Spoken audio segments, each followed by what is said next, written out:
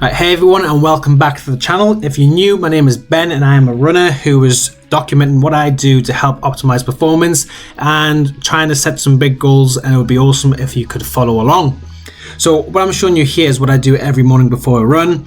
And as soon as I get out of bed, this is the first thing that I use, and it's known as a Shakti Mask. It's really good. It's a form of acupressure, and this just helps to release the bottom of your feet. So anyone who's suffering from plantar fasciitis, this would be something that I would highly recommend. It also helps to wake up the arches, so less chance of your knees collapsing, and it just helps to improve posture. It gets everything firing. So I'll use that for around 2 or 3 minutes. Then from here, I go into some archetypal postures, and these archetypal postures are just postures that our ancestors used to be in thousands of years ago, which help to release areas. And the first one I'm doing is hit my foot and ankle, and by having my toes tucked under, then put my feet flat, it's just helping to release yet again that plantar fascia. It's going to help to release the Achilles, the toes, and it's also going to get into the calves. And sitting in this position is going to open up the knee joint and release some of the pressure around my quads. From here, I go into my toes tucked under, then I go into a downward dog position. Downward dog helps to open out the lower back, the hamstrings and the calf, opens out the bottom of your foot, so that plantar fascia area again. And it's just a great transition that you can do from both. And I forgot to mention, it hits the thoracic spine, so it just helps to improve that posture. Now, this next exercise isn't for the faint-hearted. Essentially, what you're using is your top leg like a foam roller to massage the calf and them areas that we tend to neglect, let's be honest. So by doing this, I'm keeping myself honest, and it's going to help to release any pressure from the inside of the calf, which can connect towards the Achilles tendon. But as I say, be prepared to wake up after this because it is pretty intense. Now from here, I'm in a hip flexor stretch position, and my back foot is just turned out to the side, and the purpose behind that is to release the adductor, so the inside of the leg. And you can see with my front leg, I'm trying to get my knee to go over my toe as much as I can, and that's going to help to increase dorsiflexion, which is really important when it comes to ankle and foot health and being able to sit into a squat position. From here, this is known as a 90-90 position, and it's just because of the position of your legs and hips. From here, all I'm doing is leaning forward. This gets into the glute, and it also gets into the lower back. So all I'll do is keep my spine neutral, push my front knee down into the floor as hard as I can, and I'm rocking back and forth. And this is a really good stretch for anyone who's suffering from back pain or anyone who sits for long periods of time. Now from here, I'm doing the opposite area. I'm hitting the adductors, yet again, the inside of the leg, and just having my feet together, but my knees really wide, pushing back and forth. And as I push back, that's when I get more of a stretch. So I really focus on opening the legs first thing in the morning. And now I'm just doing this as a flow. So I'm doing internal and external rotation of the hip, trying to keep my spine as neutral as possible. And it's just helping to release that synovial fluid around the joints, which is really important when it comes to being healthy. And you might find that this clicks the lower back, just helping to release a bit of pressure. So nothing to worry about there. Now from here, what I'm going for is a circle motion, even though you can see I need some work on this area. And this is because the hip is a ball and socket joint. But by doing this, I'm working all these small intricate muscles around the hip and getting the glutes firing. So one glute is working because it's stabilizing, and the other one is because it's moving around in a circle. So take your time when you do this one. Try and keep your body as still as possible, and you will find that your body temperature will go up quite quickly when you do this exercise. But something that I would definitely recommend any runner to do before running when it comes to switching on the glutes. Now from here, I'm going to go into some spine drills because the spine connects everything. So if you've got tight hamstrings and tight calves, this is a really good way of helping to release.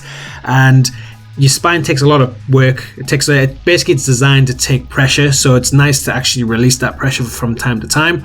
And this is I'm just going into something known as a child's pose and then going into a cobra.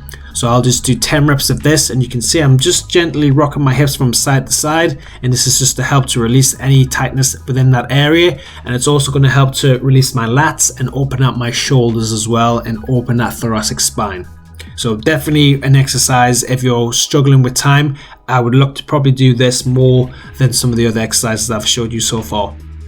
Now from here, I'm going to go get a bit fancy and do a cat-cow, and this is a cat-cow is just known as a spinal positions from yoga, but I'm adding a rotation in because that's what the spine's designed to do. In particular, the top half, it is designed to rotate whilst the lower back is staying stable.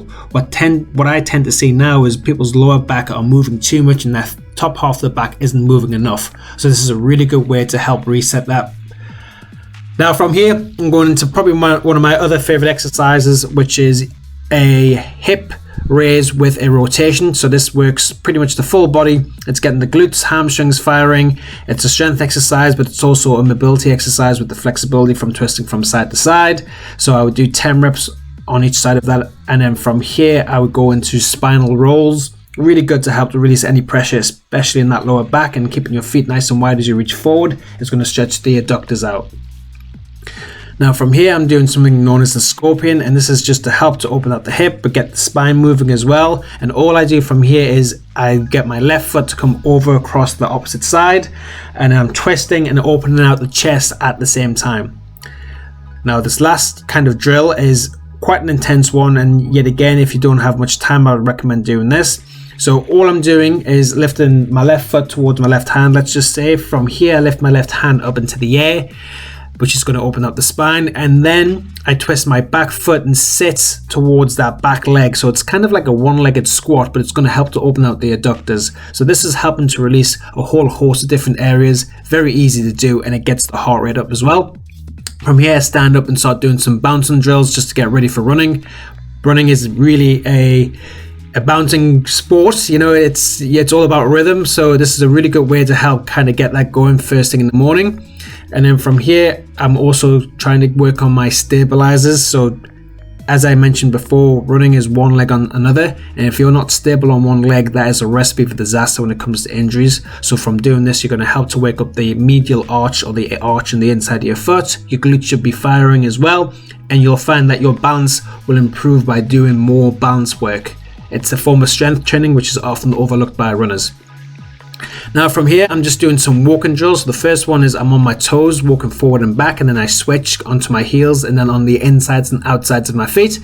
Reason for this is I'm trying to get my feet and ankles used to going into a whole host of different directions. It's a ball and socket joint, and the stronger I am in any of these positions, the stronger I'm going to be for whatever life throws at me. So let's just say I could trip over a curb. My body will be stronger if I train to be in that position. So there's a helpful little tip for any runner. And then after that, I drink around 600 mils of electrolytes. One, it's just to help to refuel me after sweating at night.